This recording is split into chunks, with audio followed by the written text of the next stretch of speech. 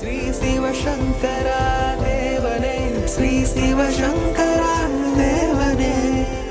Shankaram Sivashankaram. Question from Govindan sir. அசுரர்களுக்கும் தேவர்களுக்கும் காசிப முனிவர்தான் தந்தை. இவ்வாறு சகோதரர்களாக பிறந்தவர்களுக்கு தேவர்களுக்கு பிரகஸ்பதியும் அசுரர்களுக்கு சுக்கராச்சாரியாரும் 2 குருக்கள் தனித்தனியே ஏன்? நவகிரகங்களில் கூட பிரகஸ்பதி அணி என்றும் சுக்கராச்சாரியார் அணி என்றும் பரஸ்பரம் பகை குணம் கொண்ட கிரகங்கள் அடங்கிய 2 அணிகள் ஏன் உருவாக்கப்பட வேண்டும்? இந்த அணிகளின் தாக்கத்தில் பிறந்த மனிதர்கள் கூட பரஸ்பரம் பகைமை பாராட்டுகிறார்களே, நவ கிரகங்கள் மனிதர்களுக்குள் பகைமை உணர்வினை ஏன் உருவாக்க வேண்டும்? ஃபாதர் ஒரே ஆள் தான், ஆனால் 2 மனைவிகள் இருந்தாங்க. அந்த 2 மனைவிகளில் ஒரு மனைவிக்கு பிறந்தவர்கள் தேவர்கள், ஒரு மனைவிக்கு பிறந்தவர்கள் அசுரர்கள். பாயிண்ட் 1. பாயிண்ட் 2, 2 பேருமே ரொம்ப பவர்ஃபுல் தான். தேவகுருவான பரஸ்பதியும் சரி சுக்கராச்சாரியும் சரி 2 பேருமே பவர்ஃபுல் தான். அவங்க 2 பேரும் அவங்களுடைய சிஷ்யங்களுக்கு அவங்களுக்கு என்னெல்லாம் தெரியுமோ அதெல்லாம் கற்றுக் கொடுக்குறாங்க. இன்ஃபேக்ட் பரஸ்பதியினுடைய வழியில் வந்த தேவர்கள் கொஞ்சம் காம் அண்ட் கம்போஸ் பர்சன். இந்த சுக்கராச்சாரியாருடைய வழியில் வந்தவங்க ரொம்ப வெஹமெண்ட் பீப்புள்னாங்க. வரம் கொடுக்குறியா இல்லை கழுத்து வெட்டிக்கிறாங்கிற அளவுக்கு சீரியஸான ஆளுங்க. அதனால் தேவர்களை விடவும் அசுரர்கள் தான் ரொம்ப பவர்ஃபுல். அவங்க எங்கே தப்பு பண்ணுறாங்கன்னு சொன்னால் அந்த பவரை சம்டைம்ஸ் அவங்க புத்தி கெட்டு போய் அப்யூஸ் பண்ணிடுறாங்க. அதனால் God has to bring them, teach them a lesson, bring them down. Otherwise they are equally powerful or more powerful. தேவர்களும் அசுரர்களும் பார்க்கடலில் கடைஞ்சாங்க. அதில் தேவர்களாம் வீக் ஆகிட்டு இருந்தாங்க. அதனால் மகாவிஷ்ணு சொல்கிறார், அசுரர்களையும் கூட சேர்த்துக்கோங்க, அமிர்தம் வந்தப்புறம் நான் உங்களுக்கு ஹெல்ப் பண்ணுறேன் அப்படின்னார். ஸோ பார்க்கடலில் கடைவதற்கு ஹெல்ப்ஃபுல்லாக இருந்ததே அசுரர்கள் தான். தேவர்கள்லாம் அப்போ சாபம் வாங்கி சொங்கிங்களாம் இருந்தானுங்க. அந்த அமிர்தம் வந்த பின்னால் பகவான் என்ன பண்ணுறாரு, தேவர்களுக்கெல்லாம் கொடுத்துன்னு வர்றாரு. அசுரர்களில் இருந்த ஒரு ஆள் இங்கே உட்காந்துக்கிறான். இப்போ சாமி அவனை கண்டுபிடிச்சி கழுத்தை வெட்டுறாரு. அதுதான் ராகு கேதுன்னு சொல்லக்கூடியது. ஒரே ஆள் தான், கழுத்து வேற உடம்பு வேற ஆகிப்போச்சு. அதுதான் ராகு கேதுன்னு சொல்லக்கூடியது. இப்போ மோகினி அவதாரம் எடுத்து மகாவிஷ்ணு அந்த அசுரர்களெல்லாம் மயக்கி அவங்கள பவர் அந்த அமிர்தம் சாப்பிடாமல் பண்ணி போகிறார். அதனால் உலகத்தில் எப்பயுமே இவங்கெல்லாம் இருப்பாங்க. அண்டு நல்லவனும் இல்லை கெட்டவனும் இல்லை. திருமூலர் சொல்கிறாரு, நல்லார் பொல்லார் என நாடுவது ஏன் நெஞ்சமே, யாரையும் நல்லவன் சொல்லாது யாரையும் கெட்டவன் சொல்லாத, அவர் அனுபவம் அவர் தம்மை அறிவது. ஒவ்வொருத்தரும் இந்த உலகத்தில் எதுக்கு பிறக்கிறான்? அவனுடைய அனுபவங்களை நுகர்வதற்காக பிறக்கிறான். அப்போது ஒரு சினிமா இருந்தால் அதில் ஒரு ஹீரோ இருப்பான், ஒரு வில்லன் இருப்பான், ஒரு காமெடி ஆக்டர் இருப்பான் இல்லையா? அதனால் அப்படி இல்லை எல்லாருமே ஒரே மாதிரி இருந்துட்டால் அந்த சினிமாவோ ட்ராமாவோ நல்லாவே இருக்காது. ஸோ தேர் ஆல் கேரக்டர்ஸ். நிஜமாக நீங்கள் சினிமா உலகத்தையே பார்த்தீங்கன்னா எம்என் நம்பியார் இருந்தார். அவர் எல்லாத்துலேயும் வில்லனாக தான் வருவார். ஆனால் அவர் ரொம்ப நல்லவர். சபரிமலைக்கு போயிட்டு இருந்தார், ரொம்ப கரெக்டான ஆள். ஆயிரக்கணக்கான பேர் சபரிமலைக்கு போகிறதுக்கு நம்பியார் காட்டேஜ்னு அங்கே எல்லாருக்கிட்டையும் வசூல் பண்ணி கட்டி வச்சுருக்கார் சபரிமலை. ஸோ இப்படி நீங்கள் யாரை நல்லவன் நினைக்கிறீங்களோ அவன் நிஜமாக கெட்டவன். யாரெல்லாம் நீங்கள் கெட்டவன் பார்க்குறீங்களோ அவங்கெல்லாம் ரொம்ப நல்லவன். இந்த பாயிண்ட் உங்களுக்கு புரிஞ்சதுன்னா இந்த வெளி வேஷங்களெல்லாம் பார்த்து நீங்கள் ஏமாந்து போக மாட்டீங்க. Question from Kapaleeswaran.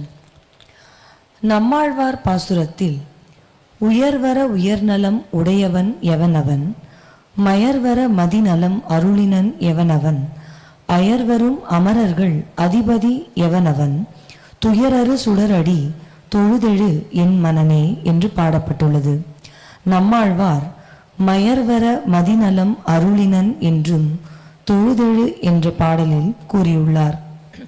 இந்த பாசுரத்தின் ஆழ்ந்த ஆன்மீக பொருளை தாங்கள் அருள் கூர்ந்துமார்கள். நம்மாழ்வார் உங்களுக்கு தெரியும், சாட்சாத் ராமர். மதுரகவி ஆழ்வார்னு ஒருத்தர் ராமரை தேடி அயோத்திக்கு போகிறாரு. அப்போ அசரீரி கேட்குது குரல், நான் இங்கே இல்லை, நான் இருக்கிற இடத்த காட்டுறேன்னு சொல்லிட்டு. ஸோ அந்த ஒளியை தொடர்ந்து இவர் தமிழ்நாட்டுக்கு வராரு. தமிழ்நாட்டில் ஆழ்வார் திருநகரியில் ஒரு புளியா மரத்துக்கிட்ட போய் அது நின்று போகுது. அந்த புளியா மரத்துக்கிட்ட ஒரு 12 வயசு பாலகனாக ஒருத்தர் உட்காந்து தவம் பண்ணிட்டுருக்கார். அவர் தான் நம்மாழ்வார். அப்போது உங்களுடைய ஆழ்வார்கள் சரித்திரத்தில் என்ன சொல்லுது, நம்மாழ்வார் என்பது ராமர் தான் அப்படின்னு சொல்லி கிளியராக ப்ரூஃபோடு சொல்லிட்டாங்க அவங்க. அப்போ அவர் யாருன்னா சோம்பேறி பையன் உள்ளே போய் உட்காந்துருக்கானா இல்லை நிஜமாகவே தவம் பண்ணுறாரான்னு பார்க்கணும். அதனால் நிச்சயம் இருக்கிற அந்த பையன் மேலே ஒரு சின்ன கல் எடுத்து அடிக்கிறாரு, உடம்பு அசையுது, உயிரோடு தான் இருக்கான். இவன் மென்டலாக இல்லை தவம் பண்ணுறான்னா பார்க்கணும். அதனால் இவர் கேட்குறார், செத்ததின் வயிற்றில் சிறியது பிறந்தால் எத்தை தின்னும் எங்கே கிடக்கும். இந்த உடம்பு சாகர விஷயம், சுடுகாட்டுக்கு போகிற விஷயம். இதுக்குள்ளே சிறியது அப்படின்னா ஆத்மா வந்தால் அது எதை சாப்பிடும், எங்கே கிடக்கும். உள்ளேருந்து குரலை கேட்குது, அத்தை தின்னும் அங்கேயே கிடக்கும். இப்போ நீங்கள் குழந்தையாக இருக்கிற போது உங்கள் முகம் எப்படி இருக்குது, வயசாக ஆக உங்கள் உடம்பு எப்படி மாறிக்கினே போகுது. ஏன், உங்கள் உடம்பை தின்னு தான் அது மேலே வருது. அந்த உள்ளே இருக்கக்கூடிய ஆத்மா உங்கள் உடம்பை சாப்பிட்டுட்டு மேலே வருது. அதனால தான் அத்தை தின்னும் அங்கே கிடக்கும்ங்கிற வார்த்தையை சொல்கிறாங்க. இப்போ மதுரகவி ஆழ்வார் அடையாளம் தெரிந்து கொண்ட நம்மாழ்வார் தான் ராமன் சொல்லக்கூடியது. அவர் யாருன்னு பார்த்தீங்கன்னாக்கா, மகேந்திரகிரிலாம் போகிற போது அதுக்கு கீழே ஆர்வாள் திருநகரின்னு சொல்லியிருக்கேன். அதுக்கப்புறம் மலை மேலே ஒரு கோயில் இருக்குன்னு சொல்லியிருக்கேன். அதாவது கீழே ஒரு பெருமாள் கோயில், மலை மேலே மலை நம்பி கோயில். அந்த மலை நம்பியும் நம்மாழ்வாரும் ஒரே ஆள் தான். மலை நம்பியும் நம்மாழ்வாரும் ஒரே ஆள் தான். இப்படி இந்த உலகத்தில் பெரிய பெரிய நிலைகள் அடைந்தவர்கள் மறுபடியும் மறுபடியும் வருகிறார்கள். இவங்க கேட்குற கேள்வி என்ன, இந்த உயர் வர உயர்நலம் உடையவன் இருக்கிறதுலையே ரொம்ப நல்ல குணங்கள் எல்லாம் உள்ளவன் யாரு, இப்படி ஒவ்வொரு வரைக்கும் நீங்கள் நாலேஜ் பண்ணலாம். வேணா சொல்லு, நான் சொல்கிறேன். மயர்வர மதிநலம் அருளினன் எவனவன். யாரு இவ்வளோ அறிவுக்கும் காரண காரியமாக இருக்கிறானோ அவன் யாரு.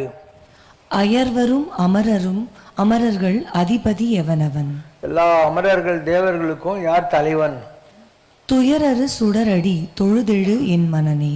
எல்லா கஷ்டங்களும் போகும்னா அவனை தொழுது நீ எழு மனமே அப்படின்னு மனதுக்கு அவர் உத்தரவு போடுற மாதிரியான ஒரு பாடல். எல்லா நம்மாழ்வாருடைய பாடலும் அற்புதமான பாடல்கள் தான்.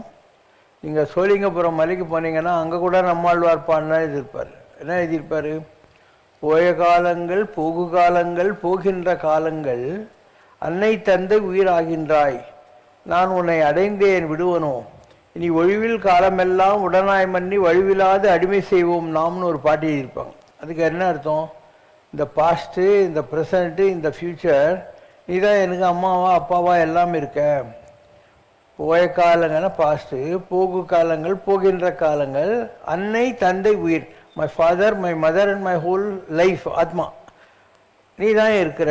இந்த பிறவியில் ஏதோ கொஞ்சம் நல்ல புத்தி உங்கள்கிட்ட சேர்ந்துட்டேன், உன்னை அடைந்தேன், இனி விடுவனும், நான் விட மாட்டேன். இனி ஒழிவில் காலமெல்லாம் என் ஆயுசில் எவ்வளோ வருஷம் பாக்கி இருக்கோ உடனாய் மன்னி நான் உங்களுடையே இருந்து உனக்கு நான் அடிமையாக இருப்பேன், உனக்கு நான் தொண்டு செய்வேன் அப்படின்னு அர்த்தம். ஸோ நம்மளோடைய பாடல்கள் ரொம்ப அற்புதமான பாடல்கள்.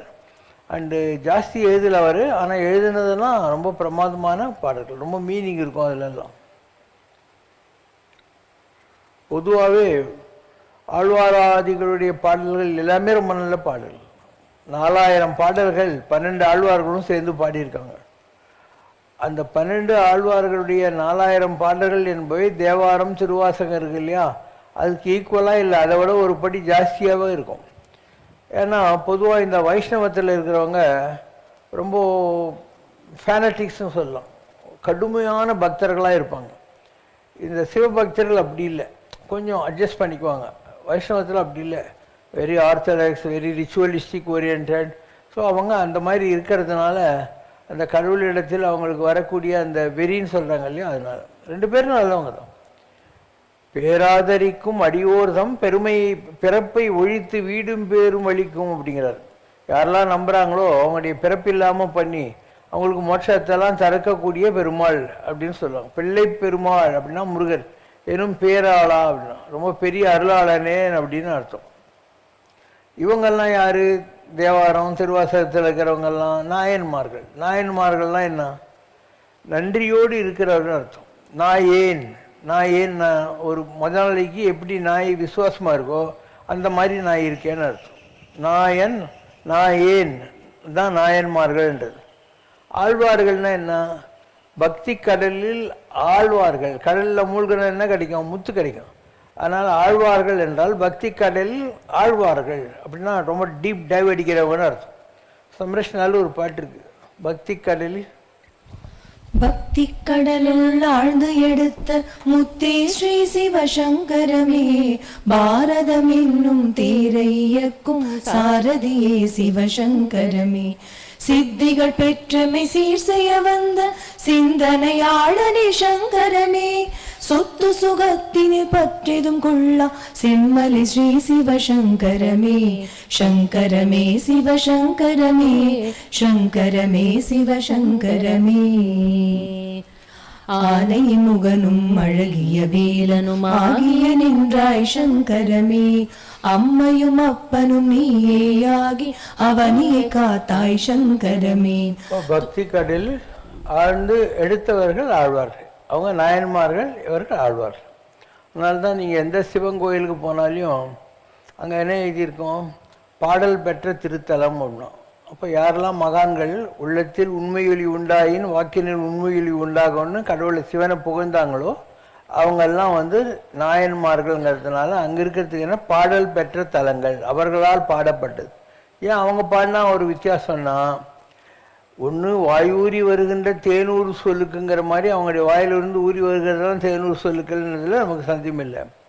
பக்தி சுவை நனி சொட்ட சொட்ட பாடிய கவி வளவான் சேக்கிலாரை பற்றி கம்பரை பற்றி சேக்கிலார் பாடுற மாதிரி பக்தி சுவையில் பாடினவங்கன்றது ஒரு காரணம். அதே மாதிரி ஆழ்வார்கள் இருக்காங்க இல்லையா, இவங்களுடைய எல்லா கோயிலுக்கும் நீ போனேன்னா ஆழ்வார்களால் மங்களாசாசனம் செய்யப்பட்டதுன்னு. சாசனம் அப்படின்னா இந்த கடவுளுக்கு ரொம்ப பவர் இருக்குது அப்படின்னு சொல்லி அத்தான்டிக்காக சொல்கிறது. மங்களா சாசனம்னா மகிமைக்குரிய இல்லை மங்களமான சாசனம் அப்படின்னு அர்த்தம். இப்போ ஆழ்வார்கள்னால் 12 பேர் இருப்பாங்க. அதில் முதல்ல வந்தவங்க யார்? பேயாழ்வார், பொய்யாழ்வார், பூதத்தாழ்வார். ஒருத்தர் மகாபலிபுரம், ஒருத்தர் ட்ரிப்ளிகேனு, ஒரு இங்கே திருவள்ளூர் பக்கத்தில். இவங்க திருக்கோயிலூர்னு ஒரு பெருமாள் கோயில் இருக்குது. அது உலகளந்த பெருமாள் பேர். திருவிக்கிற அவதாரம் எடுத்து உலக அளந்தார் இல்லையா சாமி, அந்த கோலத்தில் இருக்கக்கூடியது. அந்த திருக்கோயிலூரில் இவங்க 3 பேர் இருக்கிற போது சின்ன ஒரு தாழ்வாரம் இருக்குது, மலை வருது. அப்போ ஒருத்தர் அங்கே இருக்கார். 2வது ஆள் நான் வரலாமான்னு வாங்கும். ஒருவர் கிடக்கலாம், இருவர் அமரலாம், நீவீர் வாரீர். 3வது ஆள் வர்றார். ஒருவர் கிடக்கலாம், இருவர் அமரலாம், மூவர் நிற்கலாம், நீவீர் வாரீர். இடம் பெரிதுண்டு வையகத்தில் இங்கு ஏதுக்கு சண்டைகள் செய்வீர்னு அவன் அராடி வரப்பு காட்சின்னு கோர்ட்டில் போய் எங்கேயோ ஜெயிலில் கிடக்கிறான். இவங்க இருக்குது வாங்க பகுந்துக்கலாம், பகுத்துண்டு பல்லு ரோம்புதல் நூல் தொகுத்தவற்றல் எல்லாம் தலைன்னு சொல்லி 3 பேர் இருக்காங்க. பெருமாளுக்கு இதை பார்த்து ரொம்ப சந்தோஷமாகி போகுது. அவர் என்ன பண்ணுறாரு? நானும் வரலாமான்றார். நீர் வாருன்றார். அப்போ அவங்களுக்கு பெருமாள் ஜோதி தரிசனம் கொடுக்குறாரு. முதல்ல இருக்கிற ஆழ்வார் பாடுறார், வையம் தகலியா. தகலின்னா அகல் விளக்கு மாதிரி, இந்த பூமி தான் அந்த அகல் விளக்கு. வார்கடலே நெய்யாக, இந்த கடல் இருக்கு இல்லையா 7 சமுத்திரம், அதெல்லாம் தான் நெய். சிந்தை இடுதிரியாய், என்னுடைய கடவுளை அடையணுங்கிற என்னுடைய எண்ணம் இருக்கு இல்லையா, அதுதான் திரி. நான் நாரணருக்கு அப்படின்னா சூரியனையே நான் விளக்காக ஏற்றுறேன் அப்படின்னு அவர் பாடம். அடுத்தவர் ஊன் உடம்பாலையும் உள்ளம் பெரும் கோயிலுங்கிற மாதிரி உடம்பு, அதில் இருக்கக்கூடிய பாட்டெல்லாம் வச்சுக்கிட்டு அவர் ஒரு இது எழுதினார். 2 பேரும் இப்படி பாடின உடனே 3வது ஆள் இருக்கா இல்லையா, அவர் கண்டேன் கண்டேன் கண்டறியாதன கண்டேன்னார். பார்க்க முடியாத காட்சிகளெல்லாம் நான் பார்த்துட்டேன், கண்டறியாதன கண்டேன் அப்படின்னு அவர் சொல்கிறார். அதுக்கடுத்து திருப்பானாழ்வான்னு ஒருத்தர் இருந்தார். அவர் காவிரிக்கு அக்கறையில் ஸ்ரீரங்கநாதன் கோயிலுக்குள்ளே அவர் வர முடியாது. அந்த காலத்தில் கீழ் ஜாதி மேல் ஜாதியெல்லாம் சொல்லிகிட்டு இருந்தாங்க. அவர் அப்புறம் இருப்பார். அப்போ கடவுள் என்ன பண்ணுறார்? ரங்கநாதர் அவர்கிட்ட பட்டாத்திரியாக இருக்கிற ஒரு ஐயங்கார்கிட்ட சொல்கிறாரு, காவிரிக்கு அக்கறையில் ஸ்ரீரங்கம் பக்கம் ஸ்ரீரங்கத்தில் இருக்கிற பெருமாள் சொல்கிறார், ஒருத்தர் இருக்கான் அவன் வரமாட்டேன்னு சொல்லுவான், அவனை கம்பல் பண்ணி தோல் மேலே உட்காரிச்சு தூக்கிடுவான். அப்போ அந்த ஐயங்கார் பேர் என்ன? உலோபசாரங்கம் முனிவர். அவர் போய் கம்பல் பண்ணி அவரை தூக்கின்னு வர்றார். தூக்கின்னு ஒரு பெருமாளை பார்க்குறார். அது வரைக்கும் அவர் பார்த்ததே இல்லை, தூரத்தில் இருந்து கற்பனையில் தான் பார்த்துட்டு இருந்தார். அப்போ பச்சைமா மலை போல் மேனி பவளவாய், பழைய பச்சை கலர் மாதிரி இருக்கிற மலை மாதிரி இருக்கக்கூடிய உடம்பு, பவளம் போன்ற வாய், பவளவாய், கமலச்செங்கன் தாமரை மலர் போன்ற கண்கள், பச்சைமா மலை போல் மேனி, பவளவாய் கமலச்செங்கல், அச்சுதா அமரரேரே, அச்சுதனே தேவர்களுக்கு தலைவனே, அச்சுதா அமரரேரே எனும் இந்த மாதிரியெல்லாம் புகழ்கிற விட்டுட்டு, நான் இந்திரலோகம் ஆளும் இந்திரனுடைய உலகத்தில் இந்திரனாக இருக்கிற பதவி கிடைச்சாலும் எனக்கு வேணாம், நான் உன்னை இந்த மாதிரி பார்த்துக்கிட்டு ஜாலியாக இருக்கணும், இந்திரலோகம் ஆளும் அச்சுவு பெரினு வேண்டிய நரங்கமான நகர்வுளானே அப்படின்னு அவர் ஆயுஷ். அப்போ அமலநாதிபிரான்னு ஆரம்பிக்கிறோம். அமலநாதிபிரானில் ஆ வரும். அதுக்கு அடுத்து பார்த்தீங்கன்னாக்கா ஊ வரும் 2வது பாட்டு. 3வது பாட்டில் மா வரும். ஸோ ஓம் ஓம் ஓம்னு வரும். ஆ ஊ மா அப்படின்னா ஓம் ஓம் ஓம். இது மாதிரி 18 பாட்டு தான் பாடுறாரு. லாஸ்ட்டில் அண்டர்கோன் அணியரங்கனை கண்கள் வேறொன்றை காணாவேங்கிறார். எல்லா தேவர்களுக்கும் தலைவனாக இருக்கக்கூடியவன் என்னுடைய பார்த்த கண்ணு வேறு எதையும் பார்க்காதுன்னு அங்கேயே அவர் விட்டுறார், உயிரை விட்டுறார். ஸோ 4000 பாட்டில் வெறும் 18 பாட்டு எழுதினவர் நேராக ரங்கநாதனிடத்தில் மெர்ஜானாருங்கிற மாதிரி. அதுக்கடுத்து தொண்டையடிப்படி ஆழ்வார்னு ஒருத்தர் இருந்தார். அவர் ரொம்ப நல்ல நிலைகள் இருந்தவர். ஆனால் அவருடைய லைஃப்பில் கடவுள் பழைய ஜென்மத்து பாக்கி இருந்தது. அதனால் தேவதேவின்னு சொல்லி கோர்ட்டில் டான்ஸ் ஆடுற ஒரு பொண்ணுக்கிட்ட மாட்டிக்கின்னு அவளுக்காக அவர் திருடவும் செய்கிறார், அவளை ப்ளீஸ் பண்ணி வச்சுக்கணுமேங்கிறதுக்காக. இது அவருடைய வாழ்க்கை. திருமங்கை ஆழ்வார்னு ஒருத்தர் இருந்தார். அவர் குறுநில மன்னர். நிறைய தானமும் பட்ட வைஷ்ணவர்களுக்கெல்லாம் தான தர்மம் பண்ணுறதுக்கு பணம் இல்லாத போது கொள்ளையடித்து பண்ண ஆரம்பித்தார். அப்போ பெருமாளே வந்து ஒரு கல்யாண பார்ட்டி மாதிரி காட்டு வழியாக வராரு. எல்லா நகையும் காட்டி கொடுத்துட்றாங்க. பெருமாளுடைய கட்ட விரலில் இருக்கு இல்லையா, அதை வந்து காட்ட முடியல, நீயே அவர் அந்த பல்ல கடிச்சு இழுக்கிறாரு.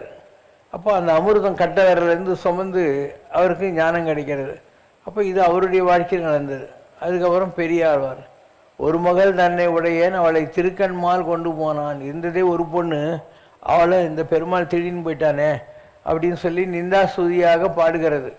அவரை பொறுத்து மாத்திரம் பெருமாள் வந்து சின்ன பையன், சின்ன குழந்தை. அதனால் படவா குடிக்கிறியா இல்லையா, குளிக்க மாட்டியா அப்படின்னு குச்சி தூக்கி நான் பின்னால் ஓடுறது. ஏன்டா இப்படி எழிச்சு போயிட்ட, நீ நல்லா இருக்கணும்டா, சாப்பிட்றா அப்படின்னு பல்லாயிரத்தாண்டுன்னு சொல்லி அவனுக்கு நல்லா உடம்பை பார்த்துக்கோன்னு சொல்கிறது. அவருடைய பாவம் தகப்பனார் பாவம். ஆண்டாள் ஒரு காதலனாக பகவானை வரிச்சான். ஸோ தான் அணிந்த மாலைகளை பெருமாளுக்கு சூடி கொடுத்தாள். சுடற்கொடிங்கிற மாதிரி கொடுத்துக்கின்னே இருப்பாள். ஒரு நாள் அவங்க அப்பா பார்த்துட்டு இப்படிலாம் பண்ணாத, ரொம்ப அபிஷ்டுவாக இருக்கேன்னு சொல்லிட்டு வேறு மாலை எடுத்துன்னு போகிறார். பெருமாள் சொல்கிறாரு, நீ கொண்டாந்த மாலை எனக்கு வேணாம், அவள் போட்டுன்னு கொடுத்தா தான் எனக்கு வேணுங்கிறார். ஸோ தன்னுடைய மகளுடைய மகிமையை அப்போ தான் தெரிஞ்சு கொள்கிறார். தெரிந்து கொண்ட பின்னால் ஆண்டாள் டெய்லி பூ கட்டுவாள். அவளுக்கு அந்த நேரம் நெருங்குகிற போது கடவுள் அந்த குறுநில மன்னன் ஒருத்தன் தான் அவங்ககிட்ட சொல்லிட்டார். ஏன்னா அவன் பாடிக்கினே இருக்கா எப்பப்பார். அதாவது 108 திவ்ய தேசம் இருக்குது பெருமாளுக்கு. அந்த 108 பேரையும் அப்படியே ராஜாக்கள் எல்லாம் சிம்மாசனத்தில் உட்கார வைப்பாங்க. அங்கே கீழே மேலே ஆண்டாள் பார்த்துன்னுட்டு மாலையோட யார் காலத்தில் போடலான்னு ரிசர்ச் பண்ணுவான். அது மாதிரி 108 பெருமாளை பற்றியும் சொல்லின்னே வராங்க. அதில் 4 பேரை ஷார்ட் லிஸ்ட் பண்ணுறான். ஒரு ஆள் மதுராபுரி வடக்கில் இருக்கக்கூடிய கிருஷ்ண பெருமாள். அவனை பற்றி அவள் திருப்பாய்வு பண்ணுறான். நந்தகுமாரன் அந்த இதெல்லாம் மதுராபுரியினுடைய அந்த காட்சிகள் அவளுக்கு அவ்வளோ செட் ஆகலை. அதனால் வெறும் திருப்பாய்வு பாடினது விட்டா. இல்லைன்னா எல்லாரையும் கூப்பிட்டு வாங்க, எல்லை இளங்கிலியை இன்னும் உறங்குதியோ, வாங்க நந்தகுமாரன் குமாரன் எல்லாம் சொல்லி அவனை பற்றி நான் இப்போ திருப்பாய் பூரா மார்கழி மாதத்தில் பாடுறதுக்கு அதுதான் காரணம். அதுக்கடுத்து திருமாலிருஞ்சோலைன்னு ஒன்று இருக்குது மதுரை பக்கத்தில், பழமுதிர் சோலைக்கு. அங்கே இருக்கிற பெருமாளை பார்த்தா ஒரு 11 அடியில் ஆஜானுபாவகிறா. இவோ ரொம்ப தவுளுண்டு பொண்ணு. வேணா உனக்கு நான் 1000 அண்டா எனக்கு வசதி வந்தப்புறம் உனக்கு அக்கார அடிசல் பண்ணுறேன், பால்லையே வேக வச்சு சக்கரை பொங்கல் அதை வேணா பண்ணி போடுறேன் அப்படின்னு சொல்லி வேண்டிக்கினான், ஆளை விடுன்ற மாதிரி. பின்னால் ராமானுஜர் வர்றார். ராமானுஜர் வரும்போது சொல்கிறாங்க, ஆண்டாள் இந்த கோயிலில் இருக்கிற பெருமாளுக்கு அக்கார அடிசல் பண்ணுறேன்னு வேண்டிக்கணும், ஆனால் முடியல, வசதி இல்லைன்னு. அதுக்கு என்ன, நான் அண்ணன் பெருமாளாக இருந்து பண்ணிடுறேன்னு அவர் அண்ணன்ற முறையில், அவர் தம்பி தான், ஏன்னா அவளுக்கு பின்னால் தான் அவர் வந்தார் ராமானுஜர். அதனால் நான் பண்ணுறேன்னு சொல்லி 1000 அண்டா அக்கார அடிசல் படித்து அவர் படித்தார் அப்படிங்கிற மாதிரி வரும். அதுக்கடுத்து திருப்பதி வெங்கடாஜலபதியை பார்க்குறான். பார்த்து சொல்கிறா, வேங்கடவர் கென்றென்னை விதித்தனியேங்கிறார். வெங்கடாஜலபதிக்காக தான் இந்த உலகத்திலே பறந்துருக்கேன் அப்படின்னு. அப்போ வெங்கடாஜலபதிக்கிட்ட வேண்டாம், ஒரு யாகம் நடந்துக்கிட்டு இருக்கு, அதில் பூர்ணாகுதியை நெருப்பில் போடுற நேரத்தில் ஒரு நாயோ நரியோ வந்து அந்த பூர்ணாகுதியை பிடிங்கின்னு போனால் எப்படி இருக்கும்? அந்த மாதிரி ஆண்டாளாகிய நான் உங்ககிட்ட தான் நெருப்பென்ன நின்ற நெடுமாலே அப்படின்னு உங்ககிட்ட மெர்ஜாகிறதுக்காக வந்திருக்கேன் உன் யாகத்தில். இந்த நேரத்தில் யாரோ ஒரு மனுஷன் என்னை கல்யாணம் கட்டின்னு போகிறதுக்காக நான் இந்த உலகத்தில் வந்தேன் அப்படின்னு மானிடருக்கென்று பேச்சுப்படின்னு வாழகில்லேன்னு கண்டாயம்மா. நான் என்ன ஒரு மனுஷனை கட்டி வாழணுன்னா இந்த வாழ்க்கையே எனக்கு வேணா போயா அப்படிங்கிற அளவுக்கு சொல்லிட்டு இருந்தான். அதுக்கப்புறம் அதுவும் செட் ஆகலை, அதையும் விட்டா. லாஸ்ட்டில் ஷார்ட் லிஸ்ட் பண்ணது நம்ம ரங்கநாதரை தான் பார்த்தோம். அதனால் ரங்கநாதர் தெரியும் இல்லையா, 108 பேரில் எல்லாரையும் ரிஜெக்ட் பண்ணி நம்மளை தான் பிடிச்சிருக்காருன்னு. அதனால் அந்த நாட்டில் இருந்த ராஜா இல்லையா, அவனுக்கு சொல்கிறார் பல்லக்கில் அவளை தூக்கினுவான். ஸ்ரீவில்லிபுத்தூர்லேருந்து ஸ்ரீரங்கம் வரைக்கும் ரோட்டில் மாவில தோரணம் கட்டி வாழை மரம்லாம் நட்டு அவளை பந்தோபஸ்தாக கூட்டின்னு வந்து எங்கிட்ட சேர்க்கணுன்றார். அவள் நேராக வரா. அந்த கோலத்தை பார்த்த உடனே அப்படியே தன்னுடைய ஆவிக்கினே துரையாக போய் மெர்ஜாயிடுறான். பெருமாள் கிட்ட ஸ்ரீரங்கநாதர்கிட்ட மெர்ஜானான். இப்படி ஒவ்வொருத்தருக்கு பின்னாலையும் ஒரு ஒரு இன்ட்ரெஸ்டிங் கதை இருக்குது. ஆழ்வார்களுடைய கதைகளில் ரொம்ப இன்ட்ரெஸ்டிங்கான கதைகள்லாம் இருக்குது. குலசேகர பெருமாள்னு ஒருத்தன், அவன் வந்து திருவாங்கூர் ராஜா. அவனுக்கு ராமர் மேலே அப்படி ஒரு உயிர். ராஜ பரிபாலெலாம் விட்டு போட்டு எப்போ பாரு உட்காந்து ராமாயணம் கேட்டுக்கணும் உட்காந்து இருப்பான். இந்த முந்திரிகளுக்கெல்லாம் என்னடா நம்ம ராஜா வந்து இப்படி பண்ணிகிட்டு இருக்கானேன்ட்டு இந்த பாகவதர்களெல்லாம் துரத்துனா தான் செட் ஆகும்னு சொல்லிட்டு இந்த பாகவதர் திருடிட்டாங்கன்ட்டு ஒரு நகையை திருடினான். அவன் சொல்கிறான் ஒரு குடம் நிறைய விஷப்பாம்புகளை கொண்டு வாங்கணும். இந்த மந்திரிக்கு ஒரே சந்தோஷம். இப்போ பாகவதர்களுடைய கையெல்லாம் அந்த விஷப்பாம்பு கடிக்கிறதுக்கு விட போகிறான், அதெல்லாம் சாக போகிறானுங்கன்ட்டு. ராஜா என்ன பண்ணானா, அந்த விஷம் நிறைந்த பாம்புகள் இருக்கிற குடத்துக்குள்ளே கையை விட்டு நான் சத்தியமாக சொல்கிறேன் இவங்க பாகவதர்கள்லாம் திருடி இருக்க மாட்டாங்க அப்படின்றான். ஸோ அந்த அளவுக்கு ஒரு பெரிய ஆள். படியாய் கிடந்துன்றன் பவளவாய் காணைன்னு சொல்லக்கூடிய அளவுக்கு பெரிய பக்தனாக இருந்தவன் குலசேகரன் ஆழ்வான்னு சொல்லக்கூடியவன். இப்படி ஒவ்வொருத்தருடைய லைஃப்லேயும் ஒவ்வொரு விதமாக நாயன்மார்கள்னு எடுத்துக்கிட்டீங்கன்னா உங்களுக்கு தெரியும், அப்பரை பற்றி தெரியும். தீராத வயிற்று வலி வருது. வர்றபோது அவங்க அக்கா சொல்கிறா, நீ சமண சமயத்தை விட்டுடுப்பா, சைவ சமயத்துக்கு வா அப்படின்னு சொல்லி அவரை மாத்துறான். அவருக்கு தீராத வயிற்று வலி தீருது. அப்போ இருந்த ராஜா என்ன பண்ணுறான், இவரை பனிஷ் பண்ணுறான். நீ மதம் மாறினது தப்பு அப்படின்னு யானை காலில் மெடுறான், சுண்ணாம்பு கால வாயில் கொண்டு போய் உட்காடுறான். என்ன தண்டனை கொடுத்தாலும் இவர் நட்பணி ஆவது நமச்சிவாயமே சொல்லின்னு உட்காந்து இருக்கார். சுந்தரர் கைலாசத்தில் சிவங்குடியே இருந்தவர். சிவனுடைய ஜெராக்ஸ் காப்பி தான் அவர். பூமியில் பிறக்கிறாரு. கைலாசத்தில் 2 பொண்ணை லவ் பண்ணதுக்காக ஒருத்தி ஞாயிறு கிராமம் திருவொத்தியூரில் பிறக்கிறா, ஒருத்தி திருவாரூரில் பிறக்கிறா. சங்கிலி நாச்சியார், பறவை நாச்சியார். அவங்களுடைய ஊழல் கூடல். இவர் தங்கசெங்கல் கேட்டால் தங்கசெங்கல் கொடுக்குறாரு. எனக்கு இங்கேருந்து எடுத்துன்னு போக முடியாது, விருத்தாச்சலத்தில் மணிமுத்தாரில் போடுவேன், எனக்கு திருவாரூரில் கொடுத்துரு கமலாலி தப்பு கொளுத்துலாம் கொடுக்குறாரு. சாமி நல்ல சாப்பாடு இருக்காதுன்னு சொல்லிட்டு அவரே போய் பிச்சை எடுத்துன்னு வந்து 4 நல்ல சாப்பாடுலாம் இவர் கொடுக்குறாரு சுந்தரருக்கு. அப்போ இன்னொரும் மண்ணூரும் துதித்தாலும் உதவா ஒரு தோழனுங்க மாதிரி அவ்வளோ ஃப்ரெண்டு. கையில் 6 தோழமைன்னு சொல்லிட்டு. ஸோ அவர் நேராக வெள்ளையானை அனுப்பிச்சு நீ வந்த வேலை ஆயிடுச்சு வான்னு சொல்லி கூப்பிட்றாரு. அவருடைய க்ளோஸ் ஃப்ரெண்டு இருக்கார் இல்லையா, அவர் சேரமான் பெருமாள்னு ஆயினான். சேரமான் எவ்வளோ பெரிய ஆள்னா, சுண்ணாம்பு கால்வாயில் வெள்ளாவி வச்சுட்டு உடம்பெல்லாம் சுண்ணாம்பு பூசின மாதிரி எதில் ஒரு வண்ணம் வரான். இவனை பார்த்த உடனே சிவபெருமான் தான் வர்றான். காடுடைய சுடலை பொடி பூசியன் உள்ளம் கவர் கல்வன்னு இவன் குதிரையிலிருந்து குச்சி வண்ணங்காலில் விடுறான். யார்? இந்த சேரமான் பெருமாள் நாயன. அவன் சொல்கிறான் அடியேன் மண்ணான் அப்படிங்கிறான். அந்த காலத்தில் மண்ணை வச்சு வெளுப்பாங்க, லக்ஸ் சோப்பு சர்ஃபெல்லாம் கிடையாது. ஆனால் அடியேன் மண்ணான் அப்படின்னு. இவன் அடியேன் சேரமான் அப்படிங்கிறான். அந்த அளவுக்கு பக்தியாக இருந்தான். சுந்தரர் போகிறத பார்த்த உடனே இவன் கேட்குறான், ஐயோ என்னை விட்டு போறியேன்ட்டு. உடனே இவன் குதிரை காதில் மந்திரம் ஓதி பஞ்சாட்சரம் இவன் குதிரை மேலே போய் நீக்கிறான். ஔவையார் பிள்ளையாரை நம்புறவா, பிள்ளையாரை பூஜை பண்ணுறா. இவங்க 2 பேரும் மேலே போய் நீக்கிறாங்க. பிள்ளையாரே அப்படின்னா பூஜை முடி கேள்வின்றார். இந்தம்மா பூஜை முடிச்ச உடனே தும்பிக்கையில் தூக்கி அடிக்கிறாரு. இவங்க 2 பேருக்கு முன்னால் கைலாச கேட்டில் அந்த அம்மா போய் உட்காந்துறாரு. இப்படியெல்லாம் இருந்த பக்தர்கள் இருந்தார்கள். ஸோ மாணிக்க வாசகர் சிதம்பரம் பக்கத்தில் அவருடைய அனுபவங்கள்லாம் முடிஞ்சு உட்கார போது கடவுளே அவர்கிட்ட வந்து நீங்கள் பாடுற பாட்டெல்லாம் டிக்டேஷன் கொடுங்கன்னு எழுதிக்கின்னு மறுநாள் சிதம்பரம் கோயிலில் இருக்கிற பஞ்சாட்சர படியில் திருவாத ஊரன் ஓத திருச்சிற்றம்பலம் உடையான் எழுதியது ஒப்பம்னு கையெழுத்து போட்டு சிவபெருமான் வச்சுருந்தாராம். அதனால தான் திருவாசகத்துக்கு உருகார், ஒரு வாசகத்துக்கும் உருகார்னு சொல்லக்கூடியது. அப்போ அப்பராட்சி, சுந்தரராட்சி, மாணிக்கவாசகராட்சி. ஞானசம்பந்தர் வேதங்கள் தழைத்துவங்க வரை புகழியூரில் வருவோனேன்னு முருகப்பெருமான், எனதுரை தனதுரையாகங்கிற மாதிரி அவரே முருகப்பெருமான் தான். அவரை 80 வயசான அப்பர் சுவாமி பல்லக்கில் சுமக்கிறார். ஏன்னா அவர் தாளம் போடுற போது கை வலிக்குதுன்னு சொல்லி கடவுள் அவருக்கு பொண்ணுடான தாளம் கொடுத்தார். குட்டி பாப்பாவா அங்கே அப்பா வந்து சிவபாத இறுதியார் ஆயிடுறாரு, தோளில் உட்கார வச்சுன்னு போகிறாருன்னா அவருக்கு பல்லக்கு அனுப்புகிறார். அந்த அளவுக்கு கடவுளுடைய அன்பை பெற்றவர். அவருடைய அனுபவங்கள்லாம் முடியுது. ஸோ அவர் எப்படி ஆகுறார். இதுக்கு நடுவில் ஒவ்வொருத்தரும் ஒவ்வொரு விதமாக இருப்பாங்க இல்லையா. இப்போ சுந்தரர் தன் திருவாரூர் ஒய்ஃப்கிட்ட சண்டை வந்த உடனே அவன் கதவு சாத்திக்கிறான். அப்போ சிவபெருமான் போய் பஞ்சாயத்து பண்ணி, அம்மா அவன் கைலாசத்தில் உங்க கூட இருந்து வந்தான், அவங்க கூட குடும்பம் நடத்துன்னு சொல்லிடுறாரு. இது கேள்விப்பட்ட உடனே இன்னொருத்தர் இருந்தார், அவருக்கு கோபம் வருது, கலிக்காம நாயனார்னு பேர். அப்போ கடவுள் வந்து அவருக்கு தீராத வயிற்று வெளியே வர மாதிரி பண்ணி சுந்தரர்கிட்ட சொல்கிறார், நீ போய் உன் கையால் திருநூறு கூட அவன் நல்லாவான் அப்படின்னு. இவர் திருநூறு கொடுக்க வர்றாருன்னு கலிக்காம நாயனாருக்கு அந்த பாவி கையால் திருநூறு வாங்குறதோடு செத்து போகிறது நல்லதுன்னு கத்தி எடுத்து வயிற்ற குட்டிக்கிறார். அப்போ அவங்க 2 பேரும் நினச்சி 2 பேரும் எனக்கு பக்தர்கள் தான். ஒவ்வொருத்தனுடைய அனுபவம் ஒவ்வொரு மாதிரி இருக்கும். அவரவர் இறையவர் குறைவிலர் இறையவர். யார் எந்த வகையில் கடவுள் கும்பிட்டாலும் ஒன்றும் குறை கிடையாது.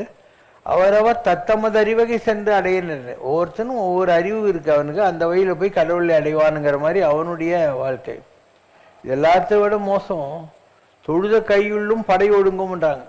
யாரும் உன்னை கும்புறான்னு நினைக்காத, உள்ள அவன்கிட்ட கன்று கத்தியெல்லாம் வச்சுன்னு இருப்பான். தொழுத கையுள்ளும் படை ஒடுங்கும். ஸோ ஒரு நாயன்மாருக்கு தெரியுது, எதிரில் ஒருத்தன் கத்தியோடு வர்றான், நம்மளை கொலை பண்ணுறதுக்கு வர்றான்ட்டு. ஆனால் அவன் நெத்தியில் திருநூறு பார்க்குறாரு.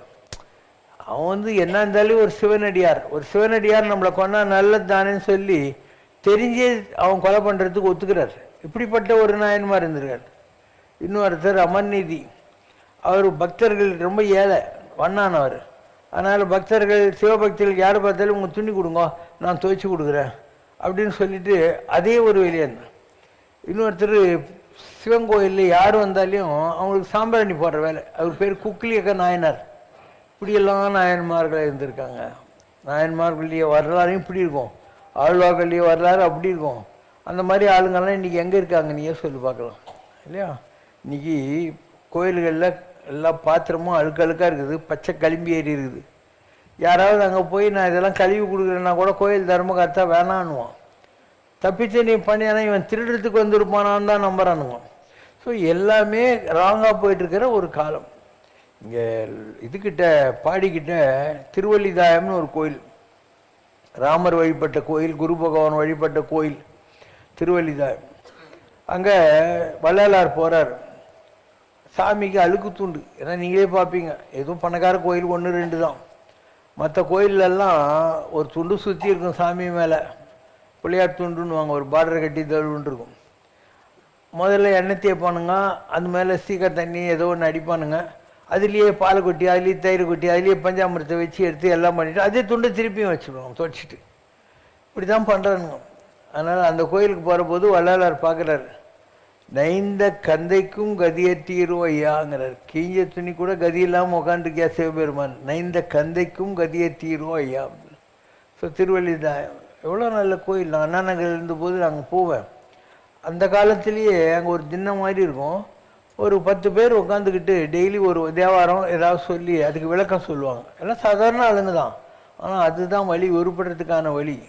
கோயில்கள்லாம் நல்லா இருக்கணும்னா பக்தர்கள்லாம் கோயிலுக்கு போகணும். அந்த கோயிலில் நம்மளால் முடிஞ்ச கைங்கரியம் திருப்பணி ஏதாவது செய்யணும். எங்கே செய்கிறாங்க இந்த காலத்தில் இல்லையா. ஸ்ரீ சிவசங்கரம் ஸ்ருத பாரிஜாதம் ஓங்காரநாதம் சிவவம்சநாதம் ஆஜானுபாகும் அரவிந்ததளாயதாக்ஷம் ஸ்ரீ சிவசங்கரம் ஹ்ருதி பாவயாமி.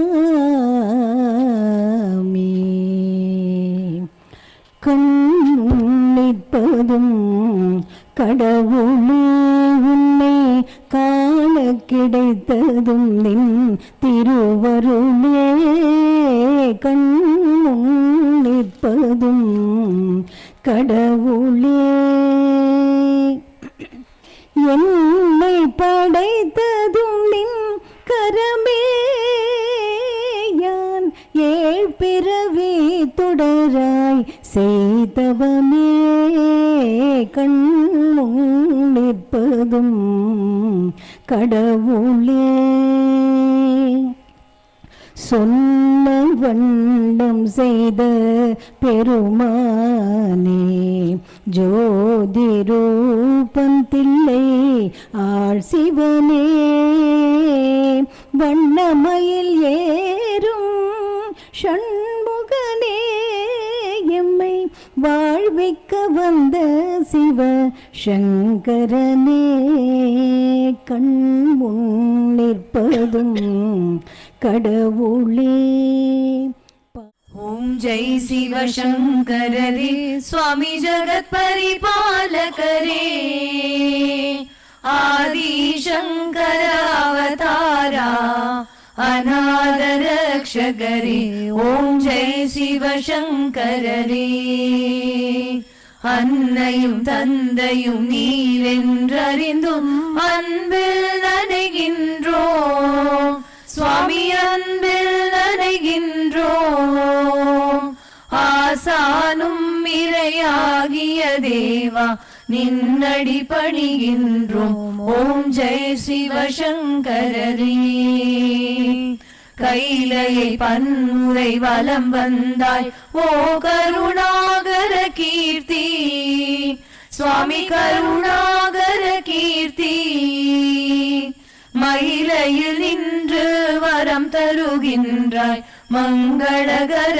மூர்த்தி ஓம் ஜெய சிவசங்கரரே ஆனந்த சாகரம் தனிலம்மையாழ்த்தும் அற்புதாருள் ஜோதி சுவாமி அற்புதாருள் ஜோதி ஆரத்தி செய்து பாடி மகிழ்ந்தோம் அருள்வாய் பரஞ்சோதி ஓம் ஜெய சிவசங்கரரே நாராயண நாராயண ஓம் சத்யநாராயண நாராயண நாராயண ஓம் நாராயண நாராயண ஓம் சத்யநாராயண நாராயண ஓம் சத்யநாராயண நாராயண ஓம் ஓம் ஜெய சிவசங்கரரே. அம்மையோடு அப்பனென வந்தவர்க்கு மங்களம் ஆசானும் தெய்வமுமாயானவர்க்கு மங்களம் இத்தனை துயர்களெல்லாம் தீர்ப்பவர்க்கு மங்களம் ஈஸ்வராவதார சிவசங்கரர்க்கு மங்களம்.